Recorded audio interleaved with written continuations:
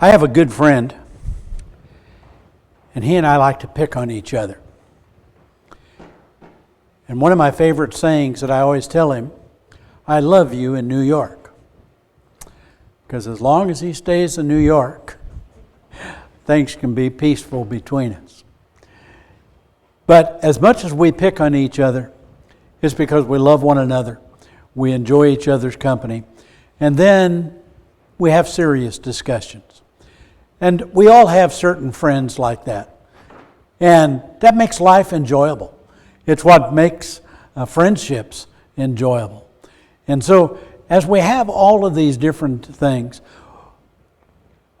we move around.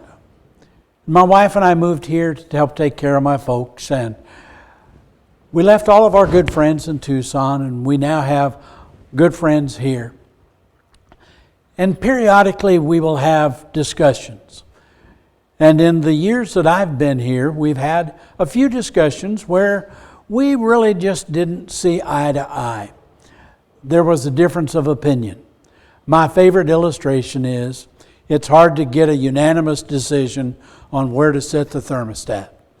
And it would be very good if we could to just have different rows that are different temperatures, and you could pick out which one you wanted. But that's not the way thermostats work.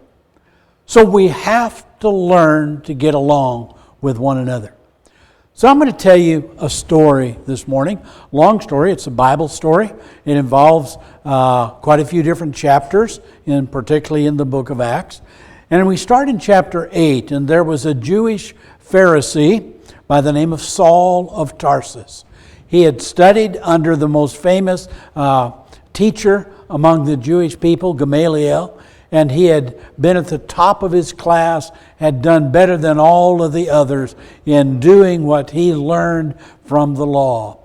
But when he heard what Jesus and the Christians were teaching, he took exception to that. And he declared they are false teachers, corrupting the teaching of Israel, and the penalty is they need to be put to death. And Saul began persecuting the church.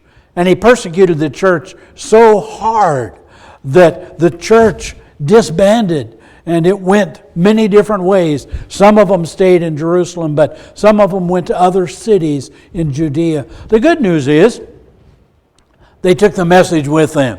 And so when they arrived in these other cities, they made disciples in those cities. And Saul heard that a large number of them had ended up north of where he was, up in Antioch. And so he got permission, authority from the Sanhedrin, the leading Jewish people, that he could make the trip up there and arrest anybody that was a Christian that he met.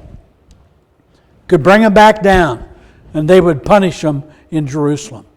So he set off on this journey. And while he was going, about midday, Jesus decided to make an appearance. And I have no idea what that was like, but it was so bright that the other men that were with him, they were blinded from the brightness. And Saul wanted to know, who are you? And Jesus said, I am Jesus of Nazareth, whom you are persecuting. That changed his life. He could never be the same. He denied the resurrection of Jesus, but he has now talked to him and seen him. He knows the resurrection happened. What in the world is he going to do? And he asked Jesus, and Jesus said, go on into the city and it will be told you what to do. And he goes in there, and for 3 days he prays. And then the disciples show up and teach him, and he's baptized, and he begins preaching. And the Jewish people in that city persecute him, and he has to leave the city. And he ends up going down to Jerusalem there. And when he comes to Jerusalem, he tries to join himself with the disciples there. You know, that would have been awkward. He was the one that had persecuted them. It may have been their parents that were arrested. It may have been them that had been arrested. And now he walks into their assembly and he wants to be part of the group. And they wouldn't have anything to do with him. And I understand that. Except there was a man there by the name of Barnabas. His nickname among the Jewish people was, he was the son of exhortation, the son of consolation. When people had problems, Barnabas showed up to help. He encouraged them. He taught them. Barnabas shows up. And he takes Saul, and he brings Saul in, and he vouches for Saul, and Saul now becomes one of the disciples. But this was just normal for Barnabas. He was a Levite. He was born up in Cyprus, and he was called by the apostles the son of encouragement. Now, they were having problems feeding each other, and he owned some property, so he sold the property that he had, and he laid the money at the apostles' feet, so that they could buy food and that. Barnabas is a good man. He's a disciple of the Lord, following the teaching that Jesus gave. In fact, that's what Luke called him later. He was a good man, full of the Holy Spirit and of faith. And he vouched for Paul. And he and Paul now became friends. I would have used the word buddies, because now their lives are forever going to be entwined together on that. And so Barnabas ends up moving up to this church that Paul had been converted in, up in Antioch.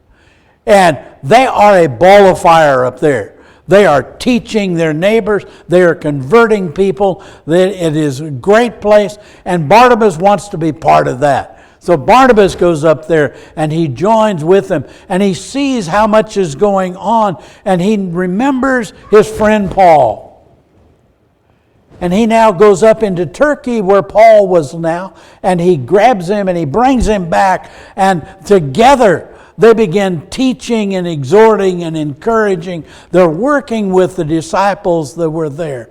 And then they hear that Jerusalem, now, they'd both been down in Jerusalem for much of their lives, that there was a famine going on.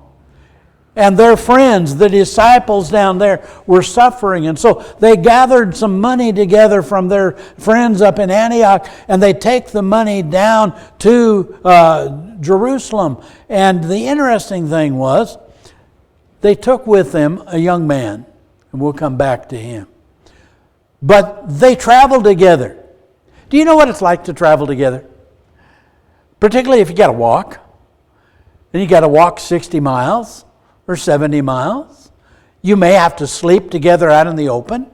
You may have to get a really, really crummy room at one of the way stations. You know, lice and who knows what all that. You're going to be together. What are you going to talk about all day while you're walking? I would love to have walked with them just to hear the conversation. And so they then, because of all of their activities, God chooses and tells the disciples there, pick out Saul and Barnabas. I want them to go and preach, to go into other countries and preach. But did you all notice? Saul and Barnabas together. They're going to now begin to travel. And so as they're going to go, they choose this young man. They've already taken him down to Jerusalem with them and back. And his name is Mark. Yes, the same Mark that wrote the Gospel of Mark. And we're going to talk this morning about Mark and the problems he has. His name in the Jewish vernacular was the Lord is gracious. And then they tacked on, Mark was his Roman name, a Latin name.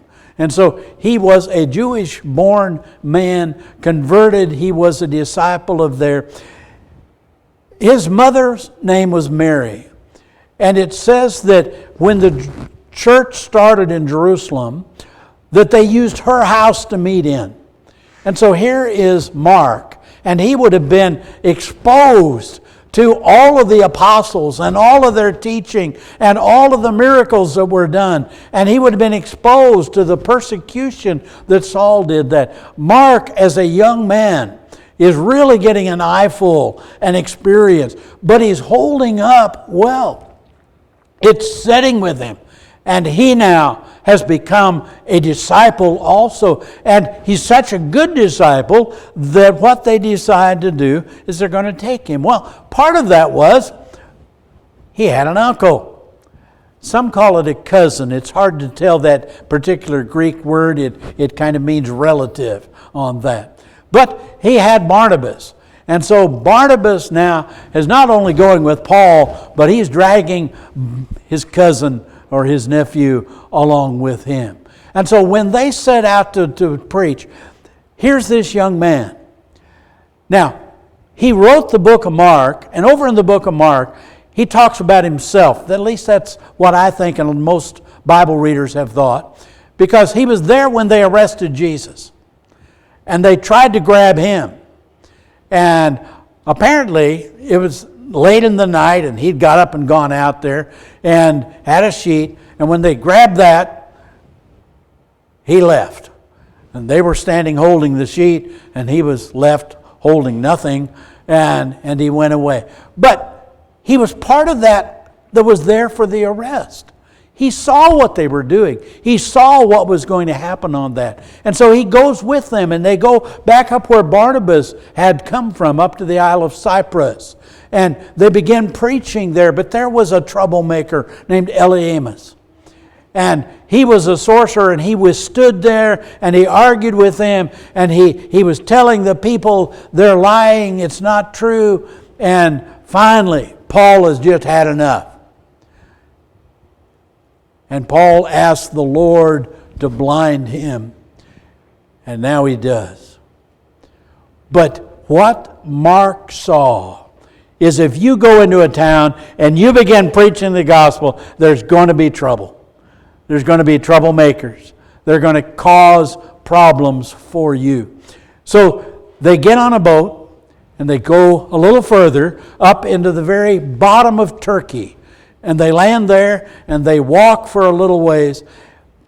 But it's uphill, it's tough, you're away from home. I don't know if Mark has been that far away from home, but Mark says, I'm going home.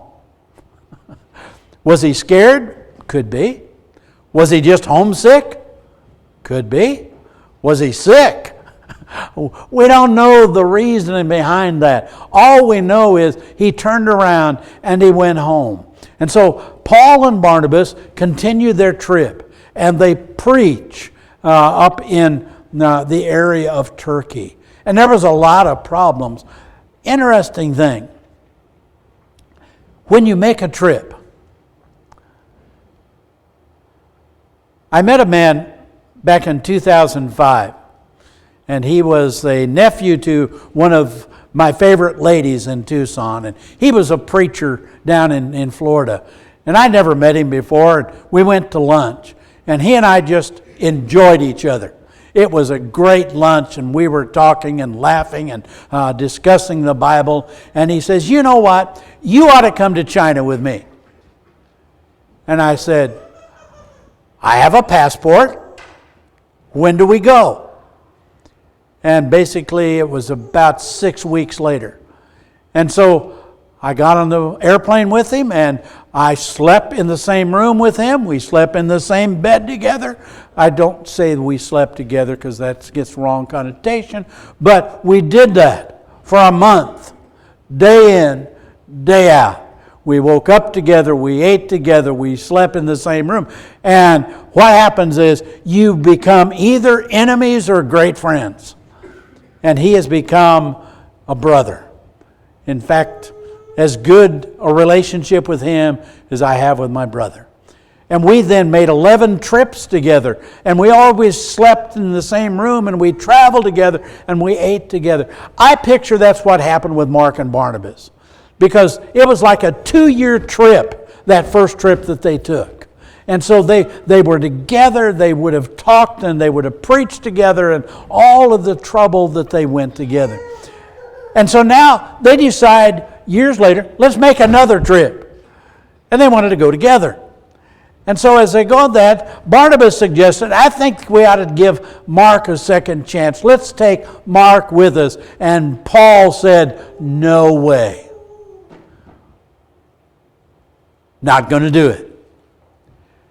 And they began arguing about it. And according to the text that we read this morning, it got pretty sharp. Paul was adamant. No. And Barnabas was just as adamant. Yeah. And they could not solve the problem. So Saul chose Silas, and off he went.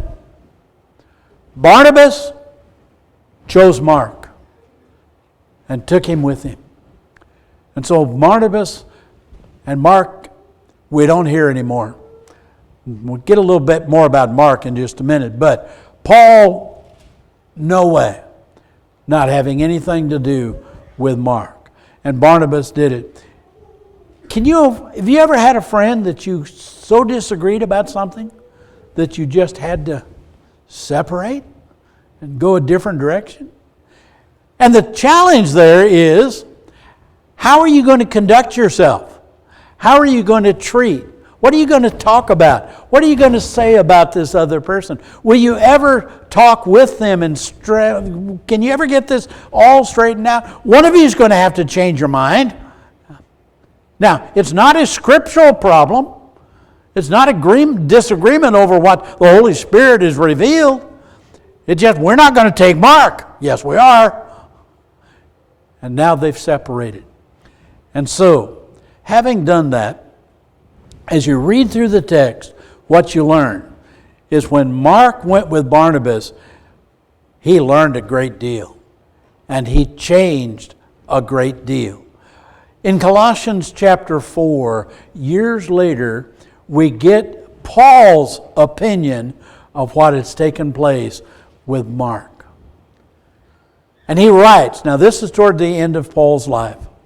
Aristarchus, my fellow prisoner, he sends you greetings, he tells the Colossians. And also, Barnabas' cousin, Mark, whom you've received instructions, if he comes, you need to welcome him. Guess who is in Mark's corner? Guess who is saying Mark is a good man, saying you need to receive Mark, you need to listen to Mark. Mark is one of us that is teaching. Do you see the change? It wasn't Barnabas. It's Paul. And Paul made the change. And Paul now has accepted Mark, and Mark is grown in that. And so even later than that, in writing to Timothy, he said, only Luke is with me. Pick up Mark and bring him with you. He's useful to me. Paul has changed his tune completely. And now, bring Mark with you. He is the one that is useful in my preaching and teaching and what I'm going to be doing. The same Mark that he wouldn't take at all is the Mark that is useful unto him. Now, I have to leave the Bible in just a minute, but Peter later on talks to the saints and he says, the chosen together ones send you greetings, as does my son Mark. His relationship is no longer just cousin or uncle, but he's like my son. They've traveled together. They've worked together. And so he now has become one of the chosen ones among the apostles and the prophets and the disciples of that. The early church tradition says that Mark acted as Peter's interpreter. And so when you read the Gospel of Mark, what you get is, here is the young man that traveled with Peter. Where did Mark learn all these stories about Peter and Jesus? He was a roommate. They traveled together. They ate together. This was where they learned the stories. He heard Peter preach, and so he was qualified. And he wrote the book of Mark, and the early church received that. Yeah, he was the one that was with Peter. And so they accepted the book that he sent. And then it says that later on in his life, he went down into Egypt. And he began preaching there. And he went over to Alexandria, one of the greatest cities in North Egypt, and started a congregation there. Now, I said I left the Bible because this is church history. And I'm going to tell you, church history doesn't always tell the truth. But it sometimes does. And I don't know about this, but Mark is useful to Paul. Mark is useful to Barnabas. Mark is getting his act together, and he is now useful to the Lord. It says in church tradition that while he was down in Egypt, he was martyred. He took a stand and was willing to die for what he had learned. How true did he think the stories were that Peter told him? How true do you think it was when he associated with Paul and he and Paul had to travel together? And the answer is, he believed every word of that, and he then wrote the book of Mark. Do y'all realize Christians disagree sometimes? Men's business meetings. We got to get stuff done, and we have to make decisions. And if you don't have elders, there's only one way to do it. You sit down and you simply come to an agreement over what's going to be done. And in those discussions, it oftentimes becomes a little loud. When we went back to business meetings because of the situation with elders, I feared. How are they going to conduct themselves? And brethren, all I can say is thank you. Thank you for behaving. Thank you for being as Jesus told us to be, of one mind and one spirit, to love one another fervently. And that means there are disagreements. In growing up, my family had disagreements. Sometimes my mom and dad didn't see things the same way. But they learned how to solve the problems. And my brother and I, we had a longer period to learn how to solve those problems. And now we get on the phone and we talk for hours and we solve all the problems of the world together. We are brothers. We're friends. I talked with him. I talked with him last week and I said, Wilson, I wish I could go and spend a month with you in China again. The conversations, the joking between us, the camaraderie, you missed that. And that was Paul and Barnabas. They disagreed strongly. So much so that the solution was, you go your way, I'll go my way. And they did. Does it ever happen? We've seen it happen here. We've had some decisions, and one or two people decided, well, if that's what you're going to do, we're going to go somewhere else. They're not my enemy. I learned long ago, when you disagree with me, that means I disagree with you. And you're no worse than I am. And I'm no worse than you are.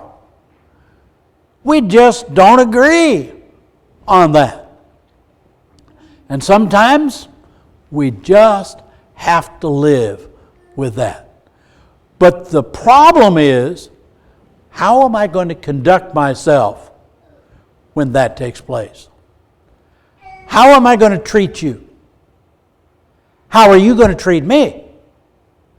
How are we going to learn to love one another with a pure heart, fervently? Here's what we know. And this is an argument from silence, and I'm going to tell you that's a problem. But it's an argument that you never hear one word from Paul or Barnabas about the other person. They disagreed strongly, but they didn't call each other names. They didn't lie about each other. They didn't try to take sides and get the brethren to divide over which one they're going to follow. Now, separating may have helped that situation. I understand that. But while they were together, you read not one word about that. Can you do that? Can you have a disagreement with one of your brothers here? One of your sisters? With me? And maybe not solve the difference, but love one another? Care for one another? We'll see. The old saying, the proof of the pudding is in the eating. And when we finally get around to eating, that's when we find out, are we really willing to do what God asked us to do? We sang the song. Thank you, Bill. Angry words. Let them never from my lips. Yes, I get angry, and yes, you get angry, but when I get angry, Ephesians said, don't sin. Sometimes you just have to shut your mouth. But don't shut your mouth and remain angry and treat them as an enemy. Treat them as a brother in the Lord. That's what the Bible teaches us to do. What that means is, sometimes we make mistakes. Sometimes we choose to do things that it would have been better if we made a different choice. Not necessarily wrong, just, some things are better than others. I'm going to absolutely tell you, it's better to choose Mexican food than Italian. That's me. Okay. So guess what I'm going to suggest if we go out for lunch? And I have eaten Italian food with friends. That's what you do. You get outvoted. And you'll agree to it. I still don't like it. But I like the friendship. I like the brotherhood, the camaraderie. And so we make these decisions.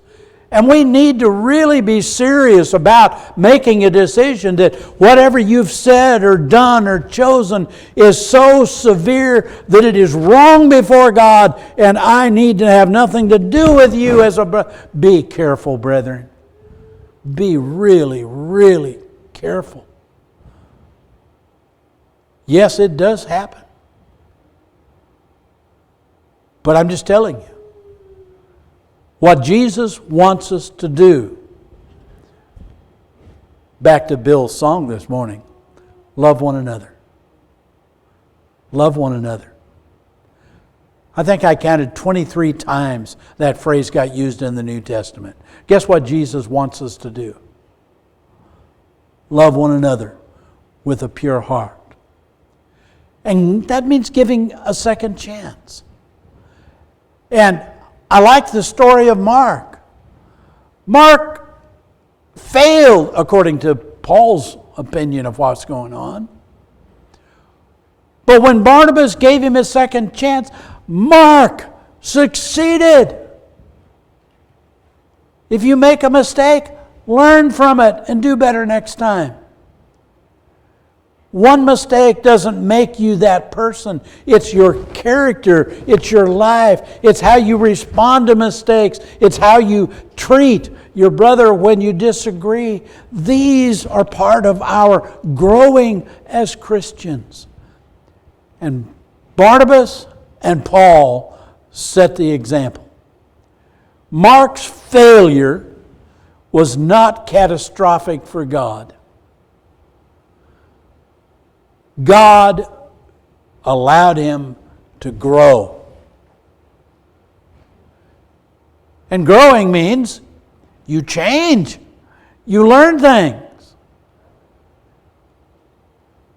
Sometimes people will say, well, I've never changed my opinion about, and my first response is, so you're just as dumb as you were when you started.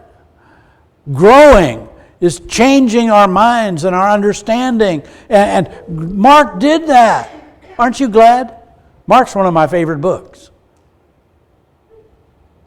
It reads. And then Jesus did this, and then Jesus did this, and then Jesus did this, and then Jesus did this. It's fun to sit down and just read Mark cover to cover. And it's exciting. That's what Mark learned after he returned and then returned to service to the Lord. That's how we grow in the Lord. So, you're going to have disagreements. Grow from it. Learn to love your brother. Learn how to love even when we have the disagreements.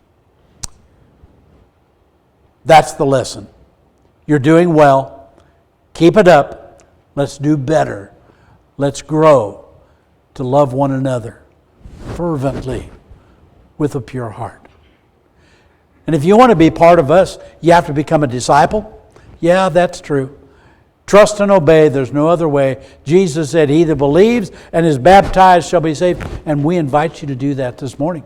And then you'll grow.